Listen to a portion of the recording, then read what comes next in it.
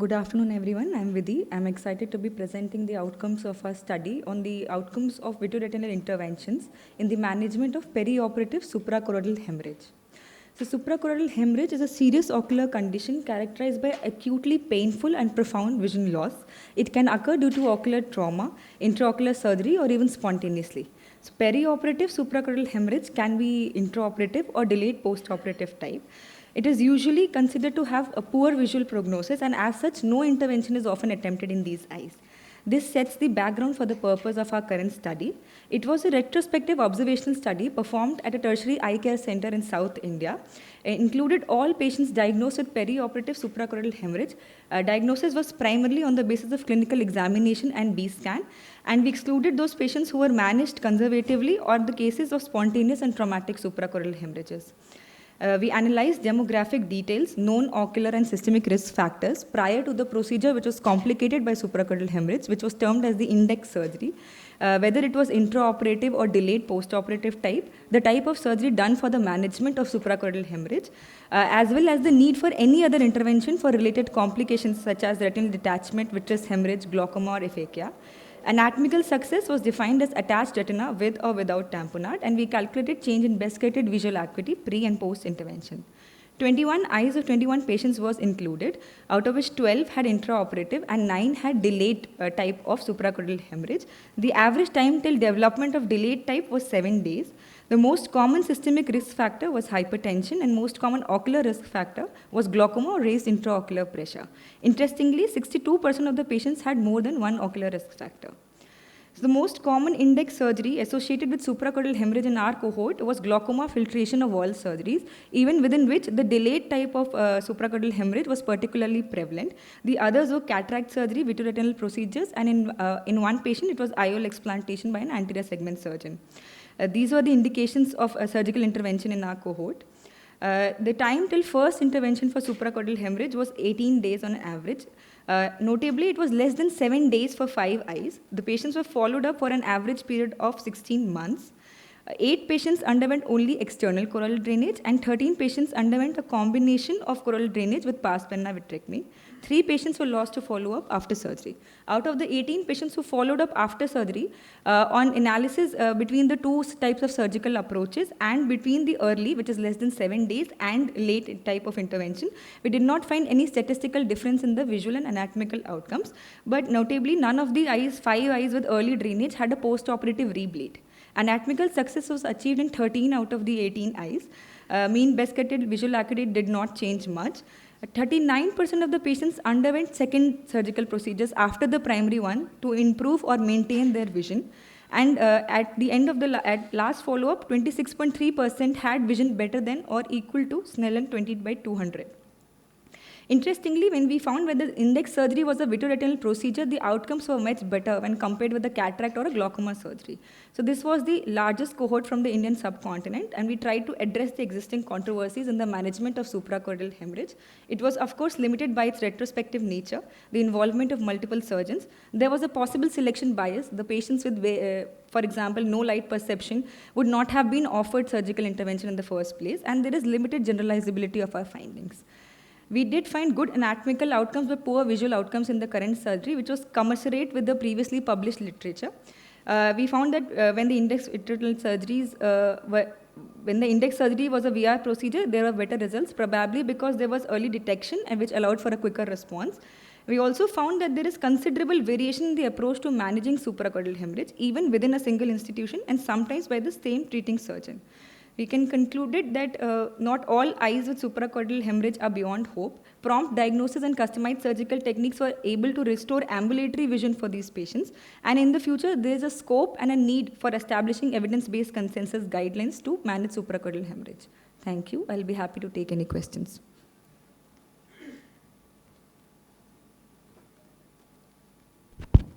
So just wanted to ask about the vitreoretina cases which developed this suprachoroidal hemorrhage. So you said 2 of them developed delayed suprachoroidal hemorrhage, right? So what was the initial primary surgery done in these cases?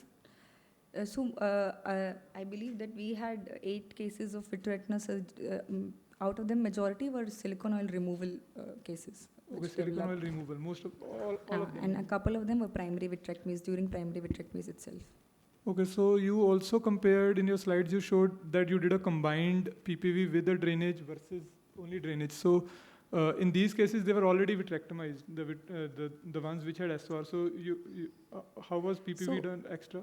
So what we did in the cases of vitreoretinal surgery where we noticed an intraoperative hemorrhage was that we did something called as a two-step surgery where we completed the vitrectomy as much as possible. We left PFCL and then went back again a week later to do a PFCL oil exchange, which was done in 3 of these cases. No, so the ones which had a delayed subconjunctive, suprachoroidal hemorrhage, in those cases, once the oil was removed, then you went inside again and then you filled the oil with the eye with PFCL and did an external drainage also. That was only in 3 cases where we detected intraoperatively. The ones which had delayed suprachoroidal hemorrhage underwent only external. Only external drainage. Okay. Yes, the range what you have mentioned is some 4 to 87 days, I think. So one of the case was waited for 3 months, Yes. like that. So, I mean, do you have any details of that So particular that was case? a child who underwent an ADI implant. So the ligature dissolved much later than its normal time period. So when that ripcord was removed, that is when the child had a suprachoroidal hemorrhage. Okay, nice presentation, but would have loved to see the, I mean, since 18 cases were there, which were followed, so if you would have tabulated, would have added more value to your this thing. Thank you. Point taken. Thank you.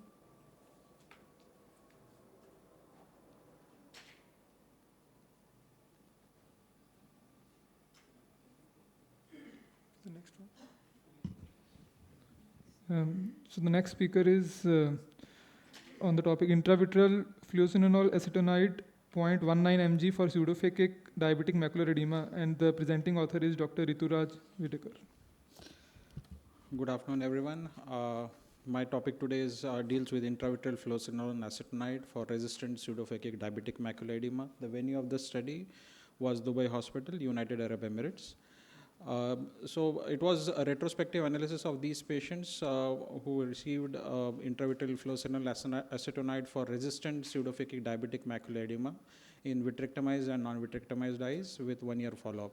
So what we define resistant pseudophakic diabetic macular edema as patients who are not responding to 3 injections of anti-VEGF, who are responding to 1 intravitreal dexamethasone implant, because all cases had received 1 dex implant, and both vitrectomized and non-vitrectomized eyes were included. These are the exclusion criteria. These are similar to what was taken in Paladin study as well as Medisoft study. Nothing different. 22 eyes who had resistant pseudophakic diabetic macular edema were analyzed. All these cases received an intravitreal injection of fluocinolone acetonide. Pre-injection complete ophthalmic examination was conducted. Post-injection complete ophthalmic examination was conducted, which included vision, IOP, OCT, macula, was done at 4, 12, 24, 36, and 52 weeks. The parameters which were checked were central retinal thickness, intraocular pressure, average number of injections 2 years prior to IVFA and 1 year after IVFA in both vitrectomized and non-vitrectomized eyes. So this is the master chart. If you note here, there are 4 cases particularly you'll note where bilateral injection was given.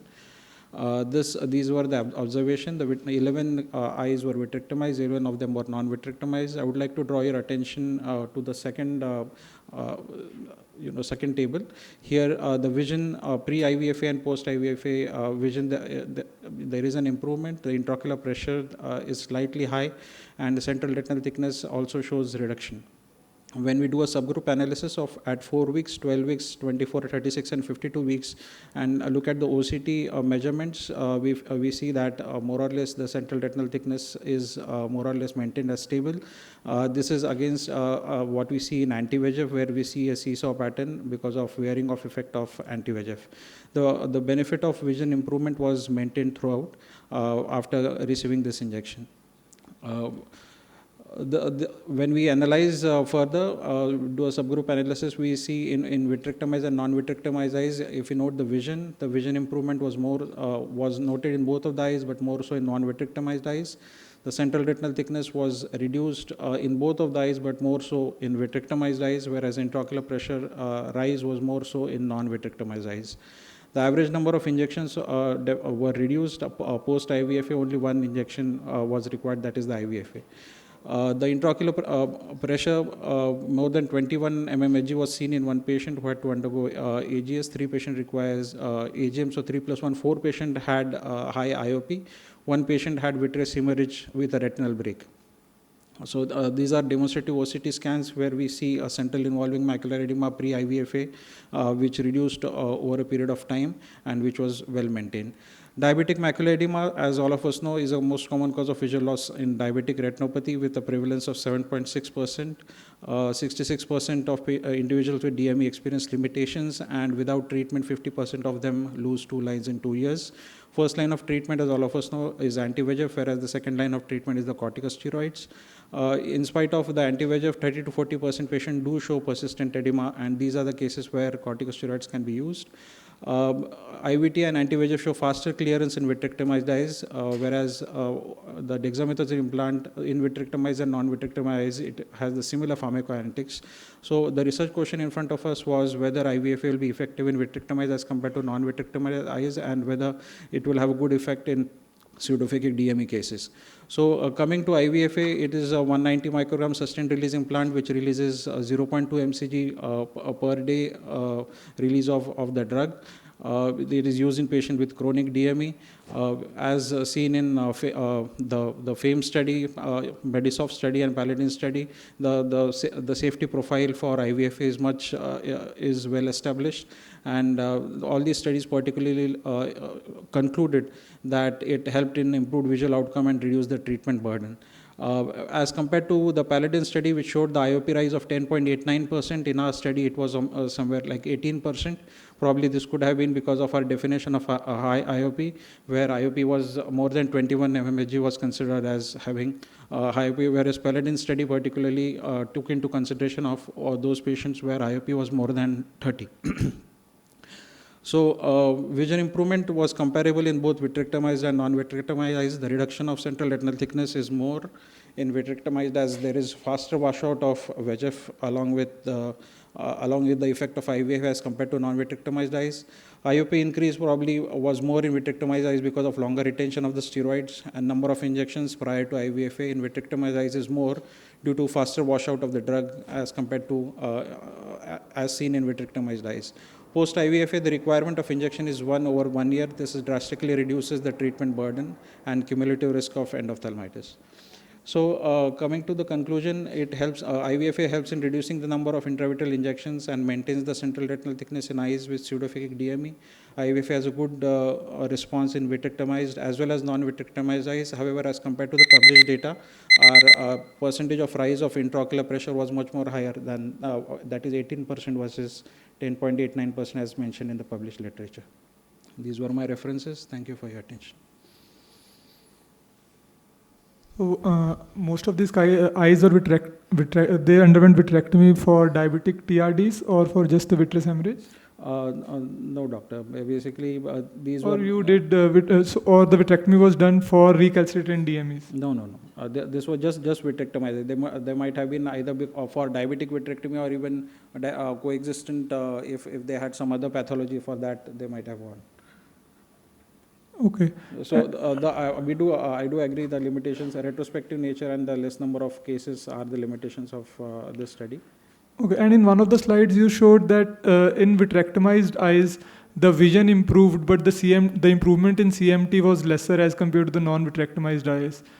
So how do you prove that, like if the CMT is decreasing more, the vision should also improve in that group, right? I think I saw one of your slides.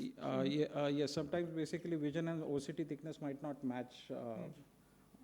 So that might be one of the reasons.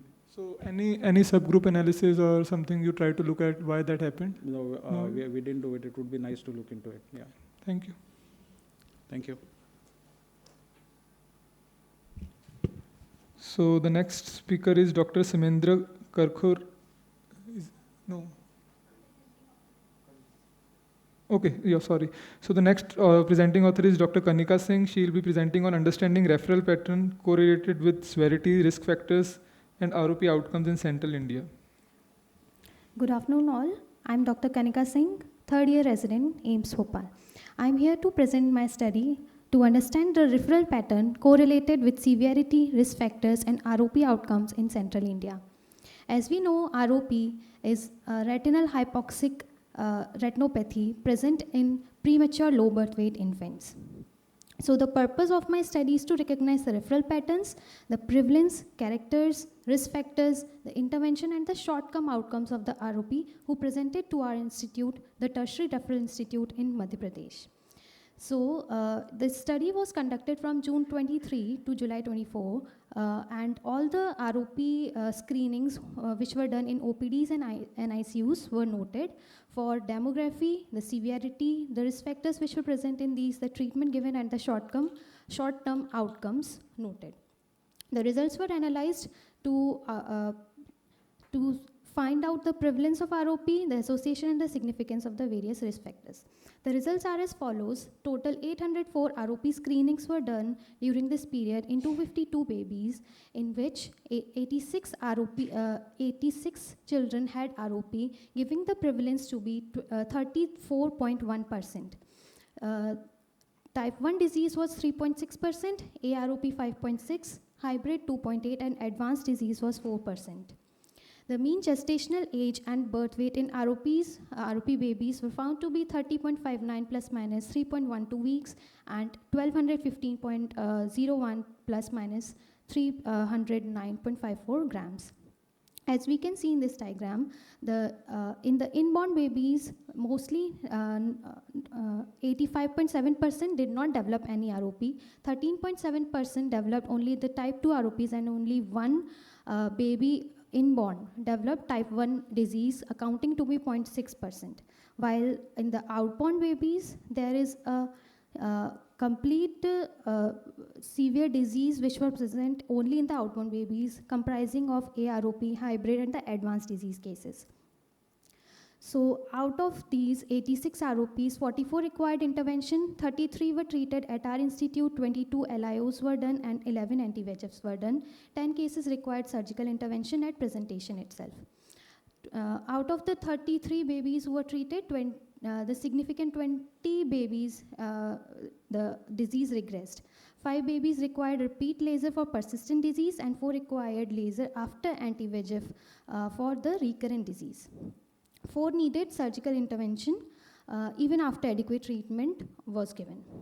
So the wide range of severe disease who presented with us, who presented to us and referred to us from the peripheral NICUs. This indicates the role of the neonatal care which was given in these peripheral NICUs, which was not adequate.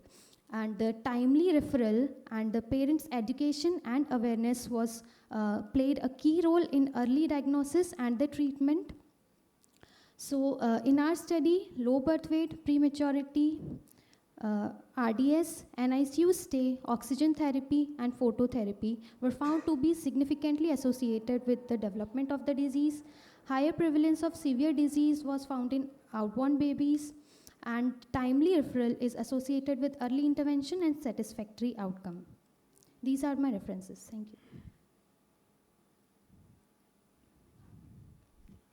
So what additional did your study add to the existing literature?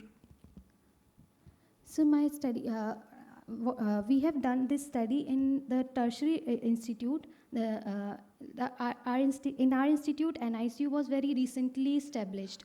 So we have collected the data from our institute and the peripheral NICUs, which the patients who were referred to us, and what we have done in this 1 year. And you also looked at the associations. So did you Yes. also see which babies they were more prone to develop severe ROPs or AP ROPs? No, sir. You didn't do that. Not And what specifically. anti-VEGF was given? Sir, ranibizumab was given. And you said that you some of these patients you need to repeat the injection. So what is the frequency? When do you repeat the injection? Actually, sir, we did not repeat the injections. We had given the injections, and if the disease recurred, we did LIOs. Okay. But we can repeat after 4 weeks, sir.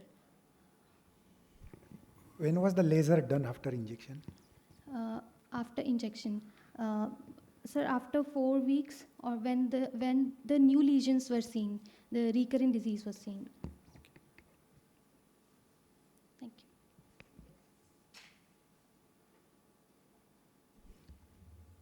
Can we have the next presenter? Dr. Shana.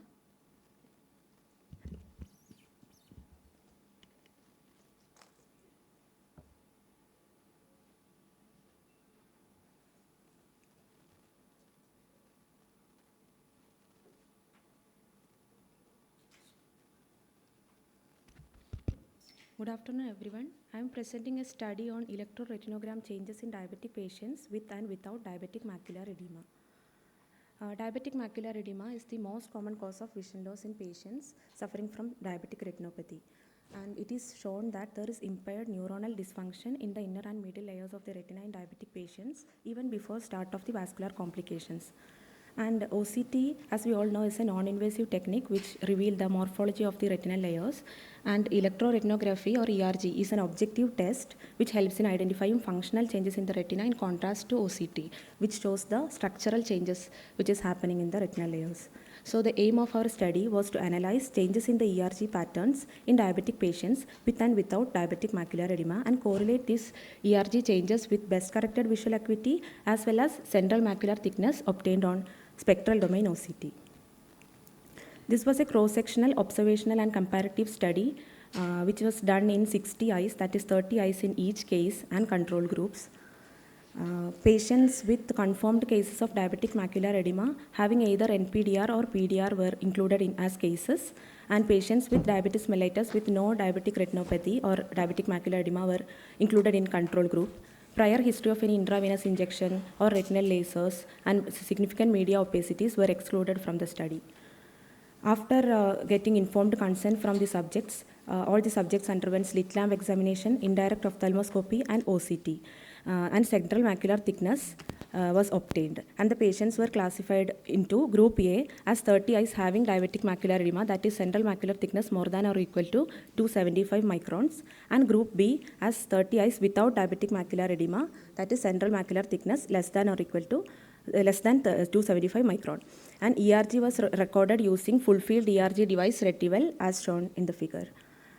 And implicit time and amplitude of both 16 TDS and 32 TDS flashes were noted, and they were correlated with BCVA and central macular thickness. So we found out that the best corrected visual acuity of group A, that is the DME group, was significantly lower when compared to group B, and central macular thickness was significantly higher in group A, that is DME group, when compared to the no DME group. And the amplitude of both 16 TDS and 32 TDS flashes of group A was found to be significantly lower when compared to the other group, and the implicit time was found to be delayed in DME group when compared to no DME group. So coming to the correlation graphs, the amplitude and best corrected visual acuity showed significant negative correlation in both 16 TDS and 32 TDS flashes, and implicit time showed a positive correlation with logMAR best corrected visual acuity in group A. And regarding central macular thickness versus amplitude, they showed a negative correlation, and central macular thickness versus implicit time showed a positive correlation, which means that as central macular thickness increases, amplitude decreased and implicit time got delayed. Previously, different studies have also mentioned similar outcomes, but most of the studies were based on multifocal ERG, in contrast to our study where we used 30 Hz flicker ERG device, which was much easier to use. So it is concluded that patients with diabetic macular edema have significantly abnormal flicker ERG responses, that is decreased amplitude and delayed implicit time when compared to those without DME, which indicate that there is a functional impairment in retinal layers in these patients. And amplitude is significantly and negatively correlated with logMAR BCVA, and implicit time was positively correlated with logMAR BCVA. Similarly, amplitude was significantly and negatively correlated with central macular thickness when implicit time was positively correlated with central macular thickness in DME patients. Hence, it can be concluded that flicker ERG and OCT findings can complement one another to estimate visual acuity in diabetic patients with DME, and functional changes in the retina of the patients with diabetes mellitus assessed by ERG can complement these OCT findings. Thank you. Did you also try to look at the duration of DME with your ERG findings? Because we know that chronic DME will have a poor visual outcome even despite treatment. So did you also try to correlate that how many of them had DME from last 6 months or 1 year? No, sir. We actually only based on the thickness, the central macular thickness, which is more than or equal to 275, we have taken as the cutoff. So it was a cross-sectional one-time study? Yes, sir. One-time study. What does Pearson correlate mean in statistical analysis actually, which you have mentioned in your class? So the Pearson correlate will have values between -1 and 1. So 0 means there is no correlation. 0 to 1 is positive correlation, and 0 to -1 is negative correlation. Good. You are in which year? I just finished third year. Third year. Yeah. Slides should be concise. Yes, sir. Thank you.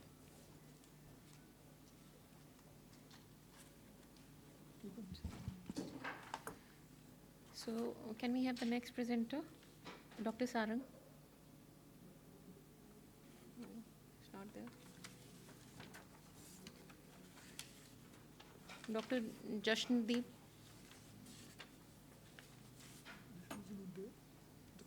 The first one was not there, I think.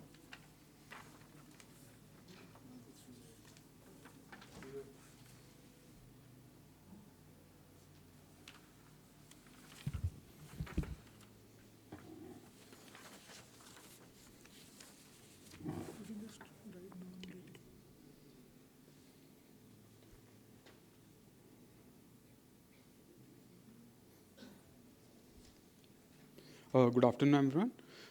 My name is Jashandeep Singh, and I am from LV Prasad Eye Institute. The title of my study was Progression of Age-Related Macular Degeneration in Indian Cohort, a big data analysis. As we all know, AMD is a chronic progressive disorder of retina and is a major cause of central visual loss worldwide. According to studies, the prevalence of AMD in India is ranging from 1.4 to 3.1%. And it is expected to increase with coming decades. AMD can present in early or intermediate forms with variable sizes of drusense. Also, it can present in advanced stages, that is, presentation as a geographical atrophy or a neovascular AMD. Chakravarti et al., they presented a literature on risk factors and progression of early or intermediate AMD to advanced AMD in a larger UK-based cohort. But there is lack of studies reporting longitudinal changes of early or intermediate AMD in Indian cohort at a bigger level. So the purpose of our study was to analyze the longitudinal follow-up and rates of progression of unilateral or bilateral early or intermediate AMD to geographical atrophy or neovascular AMD. It was a retrospective, multicentric, EMR-based analysis. Patients with unilateral or bilateral early or intermediate AMD with a minimum follow-up of 1 year were included. A total of nearly 19,000 folders were retrieved, and out of which more than 15,000 folders we have to exclude due to poor documentation. Baseline demographics, the fellow eye status, and a comprehensive examination was done for all the patients. Apart from it, longitudinal changes in fundus characteristics and OCT features were also noted. So we had 3,230 patients which were included in the final analysis. The mean age of the cohort was 59.83 plus minus 17.16 years. And the baseline best corrected visual acuity of the cohort at baseline was 0.26 logmar. And after a mean follow-up of 3.3 plus minus 1.9 years, the visual acuity decreased to 0.36 plus minus 0.49 logmar. And by the end of the follow-up, nearly 11.7% patients developed de novo CNVM, and almost 2% patients developed progressed to geographical atrophy in at least one eye. The final visual acuity was worse in the eyes that developed geographical atrophy. than the eyes that developed de novo CNVM, although the difference was not statistically significant. On multivariate analysis, presence of advanced AMD in the fellow eye and higher age were the most significant risk factors for development of de novo CNVM and also progression to geographical atrophy. These are the representative images in which the patient presented with the early AMD in both the eyes with early foveal atrophy in the right eye, and after a follow-up of 4 years, the patient had geographical atrophy in both the eyes. Another 66-year-old patient who was treated with 2 intravitreal injections for CNVM in the left eye, but there was early or intermediate AMD in the right eye, was lost to follow-up, and after 3 years presented with the right eye CNVM as well. So we concluded from the study was the progression to advanced AMD was more commonly seen in older patients and eyes that have advanced AMD in the fellow eye. And also this study provides insights into the rates of disease progression in Indian cohort and aids clinicians in risk stratification, planning, and monitoring, also the follow-up of AMD patients. These are the references which I have used. Thank you. I'm just curious, why did you say big data analysis in your title? So we included more than 3,000. We analyzed 3,230 patients, but the data was retrieved for almost 20,000. What is the existing largest study on AMD? It is UK-based analysis of some 17,000 patients. No, I meant the follow-up. You did a 1-year follow-up, right? No, the mean follow-up was 3.3 plus minus 1.6 years. So otherwise, just for your knowledge, the largest follow-up is the Blue Mountain Eye study, which looked for 15 years data. Yeah. I don't know, I was just curious, why did you use the word big data? Just because you screened a lot of files. And we analyzed a lot of patients. Fine. Okay, so I had one question. It's nice data, but the point is that what new would you want to come up with this, and what is your message from? Why did you do this study, and what is your message out? Where do we take this from? Yeah, so just in a clinical scenario, if a patient comes to us with early intermediate AMD in both the eyes, our follow-ups will decrease for a patient who has advanced AMD in other eye. So it is better for counseling the patient as well as for our risk stratification also. But I think that data is already there. I think what new is coming out of this? So it is not for Indian-based cohort, a larger Indian-based cohort. That's why we're doing it. Thank you.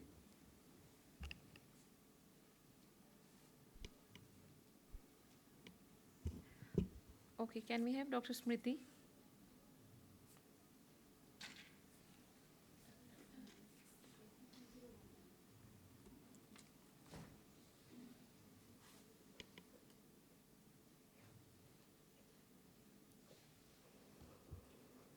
Good evening, everyone. I'll begin by extending my thanks and gratitude to the panel and to the scientific committee for giving me the opportunity to present here. The topic of my presentation is outcome of pneumatic displacement in submacular bleed without using tissue plasminogen activator. Submacular hemorrhage is seen in cases of age-related macular degeneration, idiopathic polypoidal choroidal vasculopathy, ruptured macroaneurysms, and trauma. It causes profound visual loss and irreversible damage to photoreceptors by the shearing action of the clot as well as toxicity released from the iron of the hemoglobin. Tissue plasminogen activator has been the mainstay of the treatment. There are 2 routes of administration of TPA that we have seen. Intravitreal injections with conjunction with perfluorocarbon gas, with or without anti-VEGF, and subretinal injections combined with vitrectomy, with or without anti-VEGF injection.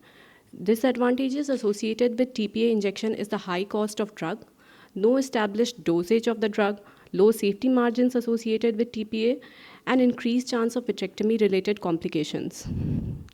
The objective of my study was to evaluate clearance of subretinal heme by pneumatic displacement and to evaluate increase in best-corrected visual acuity after pneumatic displacement of the bleed. It was a retrospective non-randomized study where 20 patients having submacular hemorrhage were enlisted from the hospital database in last 1.5 years. All the patients had received 0.3 cc of perfluorocarbon gas with or without anti-VEGF depending on the pathology. Paracentesis was done during the procedure to prevent IOP spike, and the patients were asked to maintain a head-down position for 6 to 8 hours minimum for a period of 7 days. Here's the tabulated patient data. I'd like to draw your attention to the second patient. She presented with a vision of 6 by 60 parts with not a very reliable history, where she stated that she had visual decrease in vision for last 15 days. 1 month after injection, the vision had increased to 618 parts. Another patient of trauma presented with subretinal hemorrhage, which occluded underlying choroidal rupture. The patient number 5, her vision increased to 6 by 36 parts. 2 patients were seen to have breakthrough hemorrhage. One was managed conservatively, and the other had to undergo a vitrectomy.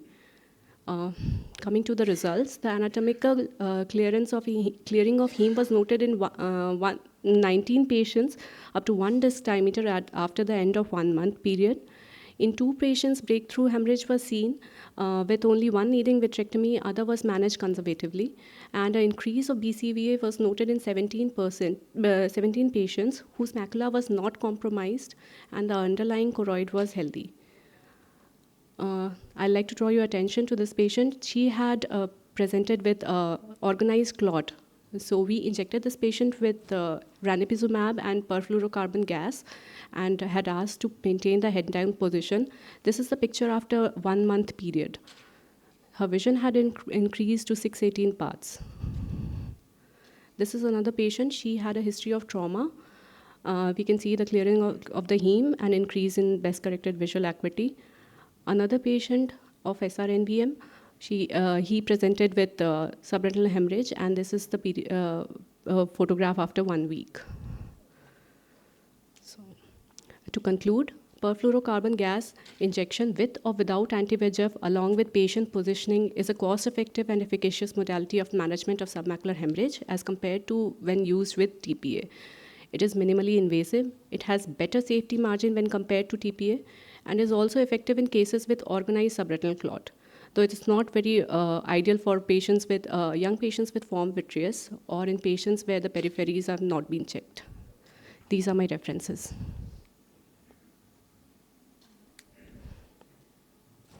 What is one precaution you take immediately when you inject 0.3 cc of gas along with an anti-VEGF injection?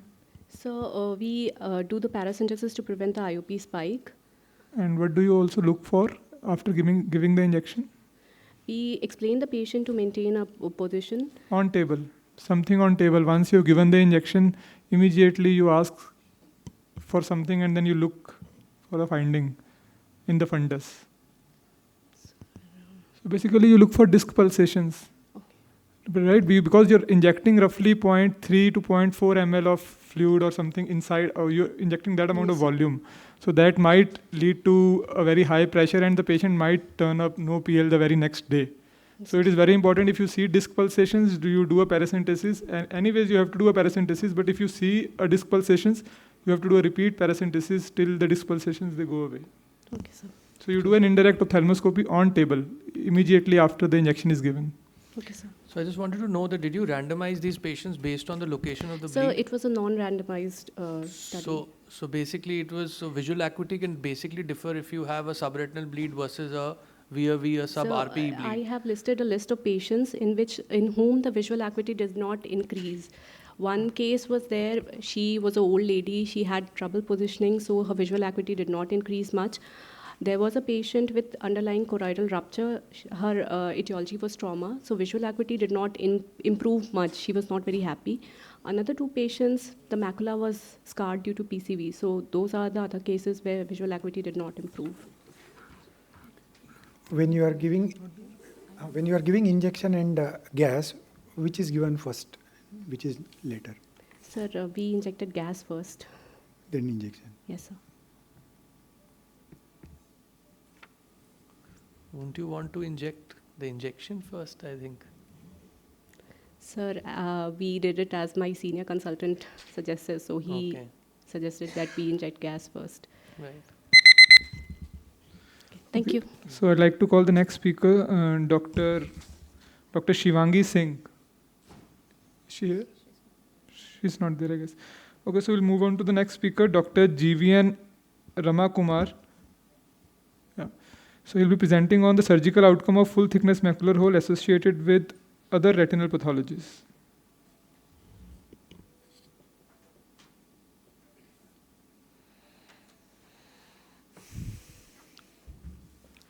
Good afternoon, everyone. Little correction. I'm Dr. Ramakumar. So I'm presenting on surgical outcomes of full thickness macular hole associated with concomitant retinal pathologies.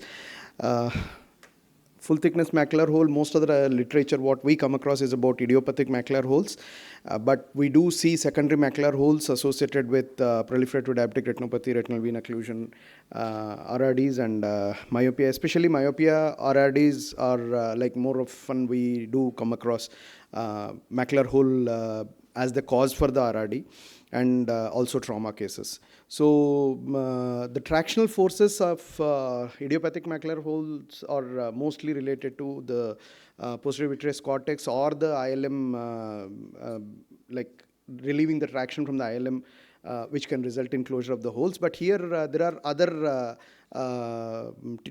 what I can say, proliferations which are there, which are acting in other pathologies. And also in cases of pathological myopia, the posterior staphyloма part also is there.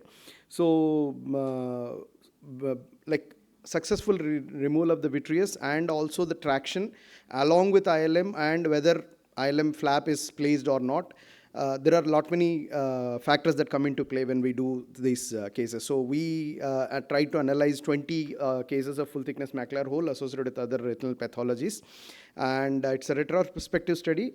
All the surgeries done by me, and we excluded idiopathic macular holes and like those which are specifically associated with epiretinal membranes other than the other pathologies. So out of the 20 cases, PDR was there with TRD was there in 4 cases. Retinal vein occlusion with fibrovascular proliferation was there in 3 cases, and regmentogenous retinal detachment in 13 cases, out of which there were 6 cases with posterior staphylomas, actually, myopic. And all of them, ILM peeling and siliconyle as tamponade was given. This is the most important point of my presentation, that I had gone for siliconyle as the tamponade in all the cases. So out of them, type 0 was like they didn't close in 6 cases, and in 10 cases, type 1, what we see as normal anatomical closure with continuity of the retinal layers was seen, and type 2 is seen in 4 cases where we could see some kind of a gliosis because of the ILM flap. So as we know from our literature, more than 90% success rate is reported in idiopathic holes, but we don't have much of literature specifically looking at secondary macular holes. There are studies which quoted that siliconyle as a tamponade is going to help more in these cases, but they looked at different causes in different published papers. But like we tried to club all the cases which were there, and my purpose of going for a siliconyle tamponade is that, like as I mentioned, there are many factors which are involved in macular hole formation also, and after the surgery closure also. So as a tamponade, a longer term tamponade, and kind of if the fill is good enough, a tamponade which is covering the whole area where a bursa kind of a thing is formed, or even a little space is left, the chances of relieved traction and also the space not available for the fluid to seep in, then the chances of closure increase in these secondary holes. That's what the purpose I thought, and I could see that most of the cases where the hole has closed proved this point. So this is what I wanted to conclude by saying that vitrectomy with ILM peeling and siliconyle tamponade is useful in achieving success in majority of these cases. I can show some of the cases where I had done. The most important point is that reopening also happens in some of the cases, especially in these cases where they had some kind of a contraction along with the fibrovascular proliferation. So these cases also, the chances of reopening also lessen if there is a tamponade for a longer term period. That's what I felt.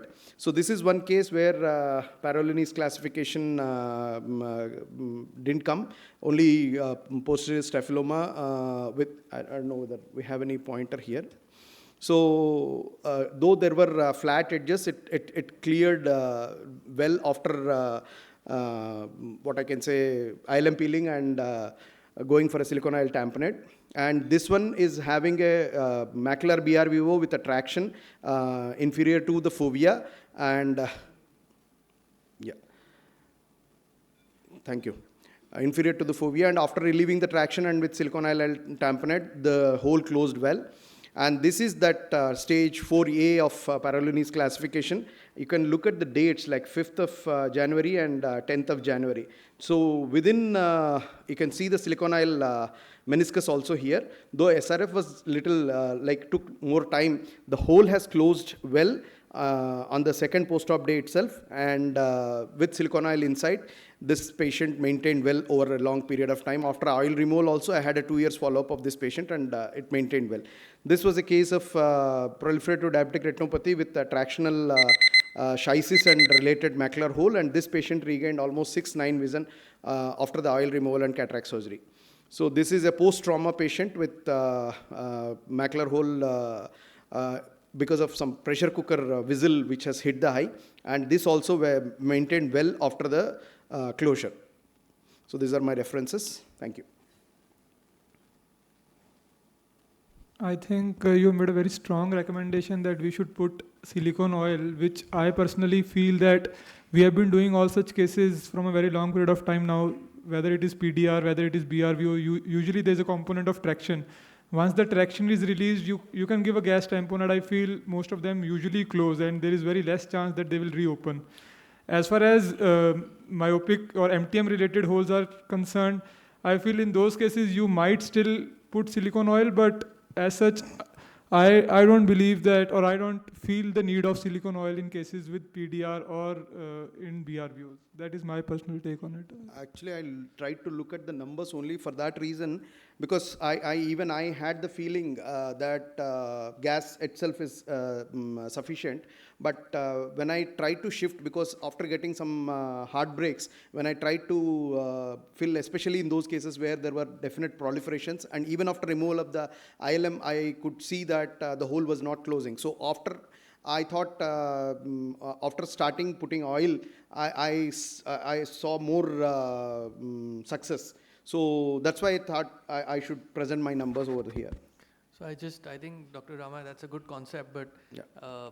I think probably just, it would be wrong on my part to just comment upon just the macular hole pathology per se and the disease pathology that goes along with it.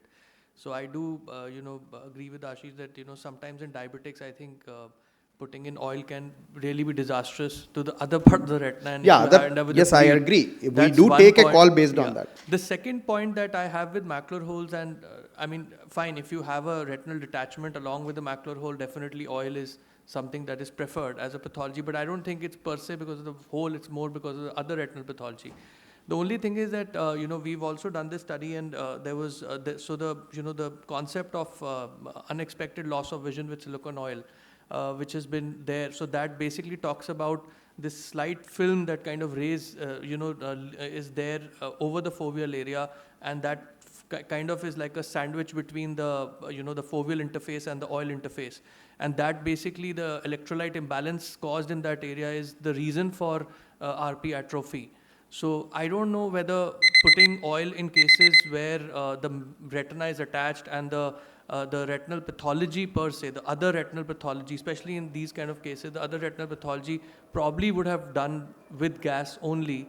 Whether just putting oil for the macular hole, I don't know whether it's, it's very, very justified. Though I know it's a good concept. Actually, I would like to bring your notice to one point that those cases where hole didn't close, when they go for second surgeries, apart from filling the hole with either a retinal tissue or an amniotic membrane graft or further ILM from the periphery and all these things, there are many papers which quote that putting oil is going to improve the chances of the hole closure also. I do agree that. So that is what I'm saying. So your data does have a positive impact in the field, in the thing that in cases where I am a little more, probably confused whether I should use gas or oil, where the other retinal pathology requires it, With a macular hole, maybe yes, putting oil in your series and looking at your data, maybe using oil, we should not maybe shy more away. numbers will give us But definitely better in a case idea. where probably oil is not required for the rest part of the retina, I don't know Yes. whether just putting oil for a macular hole would really be. I don't know. Still, I think Yeah, that's what I maybe more wanted to data present. will Maybe answer more that data will be more. Yeah, I more think fruitful. maybe next year you can come up with the Yes. comparison group of Yeah, gas but versus very oil. encouraging. Yeah. So Thank you. Thank you.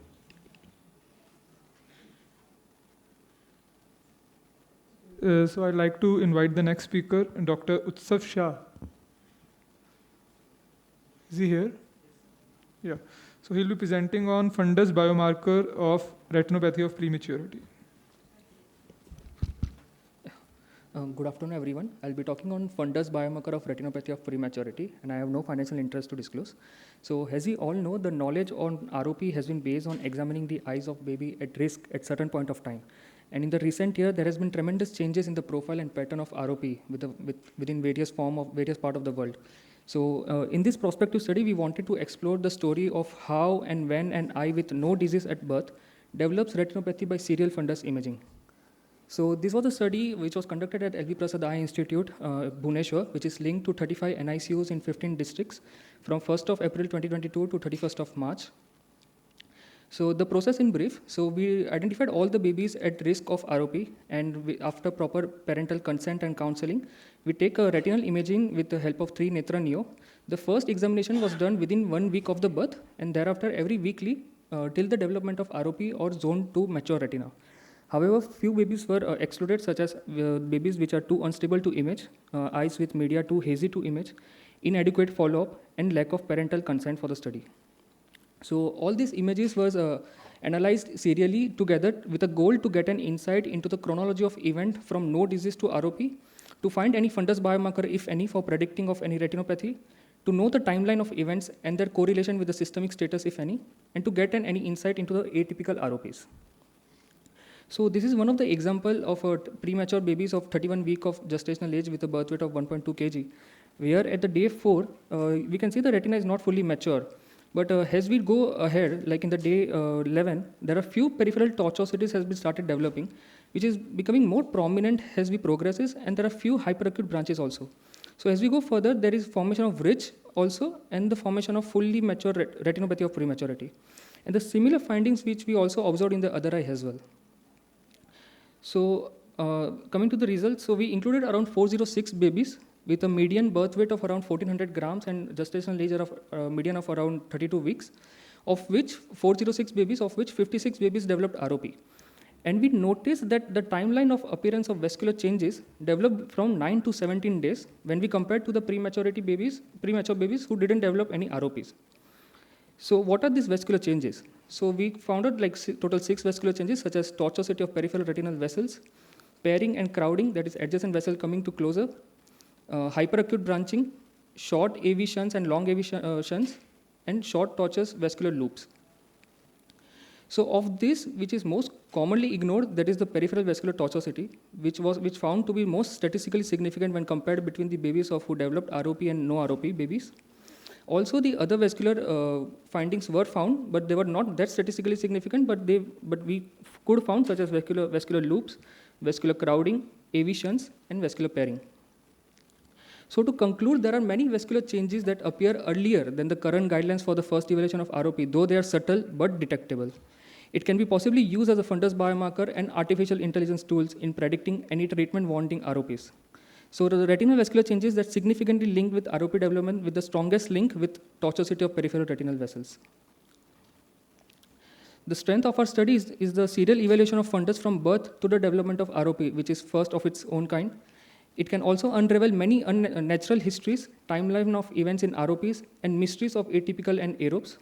Though there are few limitations, like we didn't include FFAs, larger sample size at different geographical locations, and we couldn't find the correlation of fundus biomarkers with NT and postnatal events and NICU care. Thank you. Thank you. I think data is encouraging, but again, see, the biggest problem with ROP in our country is screening. So does this data of yours, or the way that you're looking at this, does that change the way that you could recommend some change in staging or screening or, so. Maybe if we can install the RedCam or something which like a fundus camera in every NICUs and all, that can be more helpful to babies and even the tele concerned like for fundus imagings.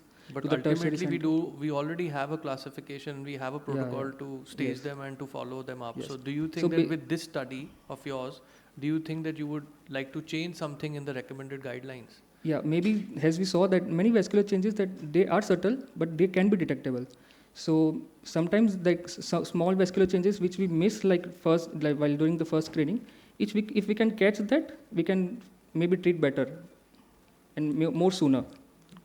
The problem is mainly here what is happening, the recovery of the baby in the that matters a lot during the NICU care. Yeah. So as you mentioned that the limitation, which becomes a main factor here. Baby can develop sepsis, the correction of anemia, multiple issues which compound. So that is why it becomes slightly tricky. Although it sounds promising, as you mentioned at some places that AV loops, shunting, vessels, all those things, peripheral tortuosity, it's promising, but the problem is that's what, how the baby is treated. It's like many a times when we see babies might be admitted initially in a private setup or in a government setup because of some logistical, economical issues also. And the care which is given in the first few hours or in the later part of the development of the baby may be a confounding. There are various factors like what care the baby gets, how the nourishment is. I think also you talked about the peripheral plus disease, the peripheral tortuosity. I think the ROP3 also talks about the peripheral plus, but it does not say that if you look at if you do a fundus examination and you have this peripheral plus, then immediately or you try to treat these babies or you have a very close follow-up, because you are following up these patients every weekly, which is very difficult to follow them up in a realistic world. We try to call them 2 weeks or 3 weeks if there's no central plus, because we know that there is peripheral ischemia, definitely there will be some peripheral plus, but if the plus disease is not present at the posterior pole, we usually do not recommend treating them or calling them every 1 weekly. So I think it would be good if you try to look at more data, you try to do a comparison whether the ones which developed a peripheral plus disease, did they progress to a very severe disease vis-a-vis a patient? Depending on the severity of. I think you need to look into your data even more extensively, and then you might come up with some very interesting conclusions. Sure. Thank you. Dr. Madhu. So the last speaker is Dr. Madhushri Acharya. She'll be talking about the comparison of 10,000 versus 20,000 cut rate of 27 gauge MIVS in treatment of PDR. Good afternoon, everyone. I, Dr. Madhushri Acharya, postgraduate trainee from Second Sight South and Eye Center, West Bengal, will present my study on comparison of 10,000 versus 20,000 cut rate of 27 gauge minimally invasive vitrectomy surgery in the treatment of proliferative diabetic retinopathy. The objective of my study is to compare efficiency and safety of 10,000 and 20,000 cut rates of 27 gauge minimally invasive vitrectomy surgery in the treatment of fibroproliferative diabetic retinopathy. There is no financial interest, and the study is approved by Hospital Ethics Committee and is compliant with Helsinki Declaration. The study is a retrospective observational analysis done on data between January 2023 to July 2024 on 40 eyes of 38 patients with proliferative diabetic retinopathy. All surgeries being done by the same vitreoretinal surgeon. The inclusion criteria were adults with definite diagnosis of proliferative diabetic retinopathy requiring vitrectomy who followed up for at least 1 month of surgery. Any patients with history of previous vitreoretinal surgery in the same eye and those with pre-existing glaucoma and irregular follow-ups were excluded from the study. Outcome measures, efficiency parameters were vitrectomy time and membrane peeling time, and safety parameters were intraoperative and post-operative complications. The data analysis involved parameters like duration of disease, preoperative visual acuity, and intraocular pressure. And during the surgery, vitrectomy time and membrane peeling time was noted. And post-surgery, base-corrected visual acuity, intraocular pressure, lens and retina findings at 1 week and 1 month of follow-up were recorded. This is a distribution of vitrectomy time in the 10K and 20K cut rate groups. And this is the distribution of membrane peeling time in the 10K and 20K groups. Both the 10K and 20K groups showed mean vitrectomy time almost similar, that is approximately 9 minutes, while the membrane peeling time was shorter than in the 10K group. Coming to the safety profile, the overall complications were less in the 20K cut rate groups and with lesser incidence of iatrogenic breaks in the 20K cut rate group.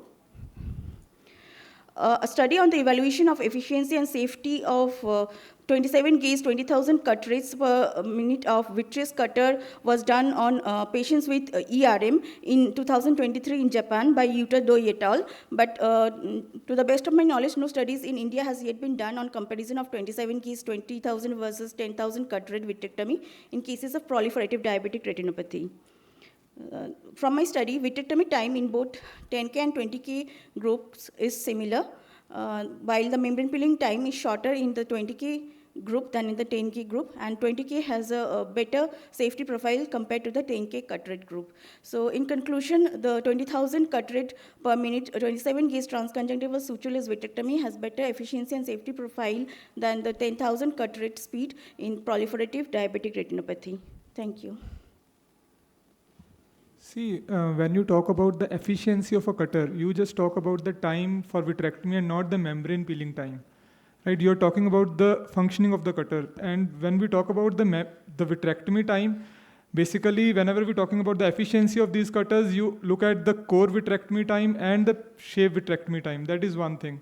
Second, most of the studies, if you look into the literature, are usually retrospective studies, which are usually video-based when they calculate the time. That is again a very big drawback whenever these studies are being done and they try to look at the efficiency of the cutters, 10,000 versus 20,000 or 5,000 versus 10,000. Most of them are retrospective data.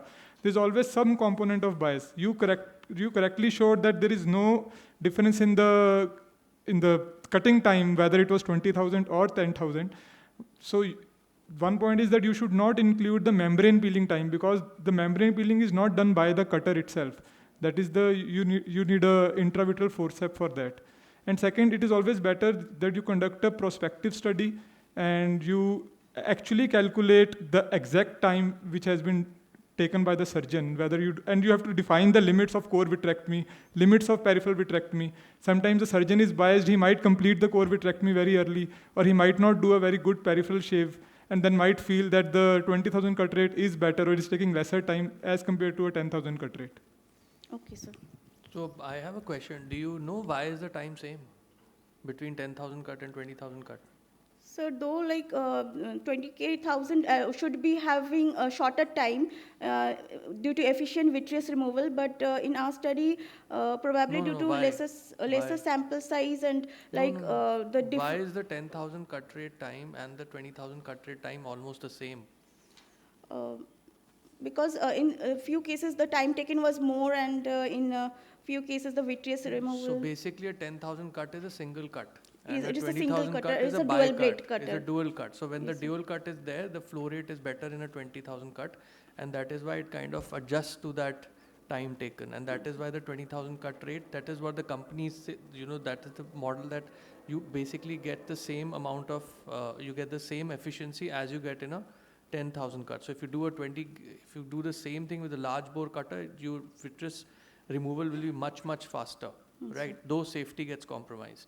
So that is the reason why the time is same. And yes, I think membrane peeling time has nothing to do with the cut rate per se. You could say that probably the surgical time was less, but membrane peeling is generally not done. It is more about safety with the two cutters that you can probably compare. Like the sphere of influence is reduced, so like the more it will cut into more smaller pieces, and that the duty cycle is like port is open all the time, so there will be flow. So again, it comes to safety. Yes, that you will make less iatrogenic breaks Yes, probably sir. if you're doing membrane removal with a cutter, or you're Yes, sir. dissecting the membrane with the cutter. But nobody can probably do 100% surgery with the cutter, membrane surgery. It has to be done bimanually or with scissor, forceps, something you will use. No? So it's like 27 gauge, it's a multifunctional cutter. No, I totally understand.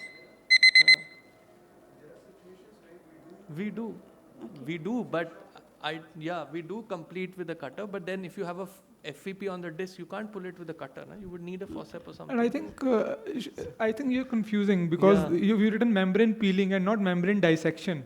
I would agree that membrane dissection can be done with a cutter. You can use a proportionate reflux and then you can use your cutter as a scissor, or you can use a momentary cutter mode. But doing a peeling, for peeling you would need a forceps. You can't peel anything using a cutter. So when you talk about that thing that you're saying, the surface of influence, so what you talk about surface of influence is basically means that you can go very close to the membrane and you can cut, so you'll not lead to any iatrogenic break or something. So yes, when you study, if you study just membrane dissection with 2 cutters, probably 20K is better. But that does not mean that you complete the surgery with it, or you can complete all surgeries with it. Okay. Thank you, sir. Thank you.